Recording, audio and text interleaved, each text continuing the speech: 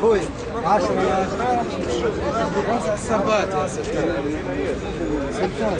يا فريد بين مع المريض ترى زرقاء مقصره ولا هو كل خير. مرحبا جيت في اخر لحظه.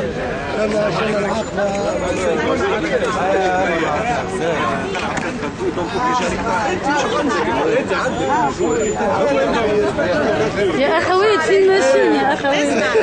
فين ماشيين؟ مدينه الاغالبه ان شاء الله. ماشيين القيروان ان شاء الله. قيروان تاع جريبيب قيروان ان شاء الله. عندنا الاخ سلطان شنو تحبوا تقولوا سلطان ان شاء الله.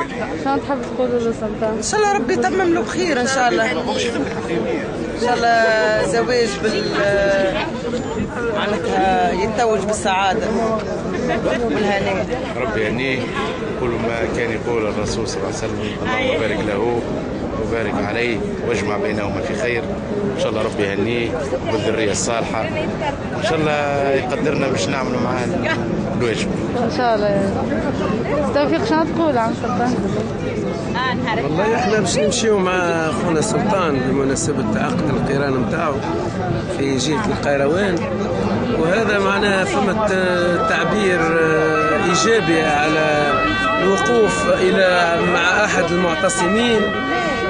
معناها فهمت باش نقفوا معاه لانه نعتبروا انه احنا عائلته واحنا فهمت اخوته واحنا معناها فهمت تجسيد عملي للروح اللي لازم تكون بين كل فهمت الاخوه وفهمت العاملين في الواقفين في الاعتصام المبارك هذا ان شاء الله. شنو تقول عن سلطان؟